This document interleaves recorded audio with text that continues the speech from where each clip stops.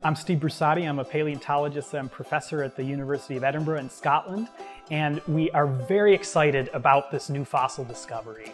It's the skeleton of a pterosaur. So one of those pterodactyls, those reptiles that were flying around back when the dinosaurs were living. Pterosaurs are fascinating. They're the largest flying vertebrates and first vertebrates to ever take to the skies. All pterosaurs soared above the warm waters of Scotland and fed on fishes and squids. That's why it has enormous, well-defined teeth and fangs.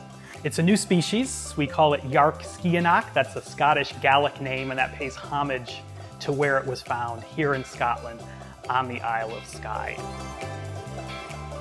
Scotland back then was a very different environment. It was much warmer and humid. It was almost tropical. Think Canary Islands or something like that.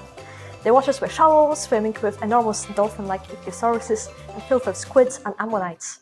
The lands were swarming with meat-eating dinosaurs similar to Tyrannosaurus rex, but much smaller, and plated stegosauruses and long-necked sauropods. So a variety of animals, from your dinosaur textbooks.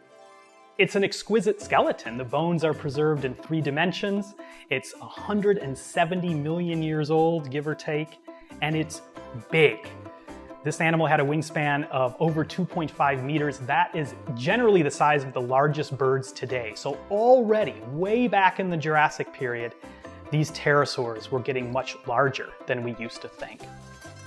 One of the most interesting things about this skeleton is that when we looked inside the bones at the growth marks, we actually found that it wasn't fully grown. This was a subadult animal, and it still had the capacity to get much larger before it perished. We discovered the fossil in 2017 on an expedition that we did to the Isle of Skye. It was a University of Edinburgh expedition funded by National Geographic. And one of our students, Amelia Penny, she found the fossil out at a site on the coast at low tide. She saw the jawbones basically sticking out of the rock. And we realized as we started to cut this bone out of the rock using diamond tip saws that head led to a skeleton. We had to battle the tides to collect it. We almost lost the fossil. We had to let it go, to let the tide lap over it. And we had to worry for several hours, come back nearly at midnight to collect it.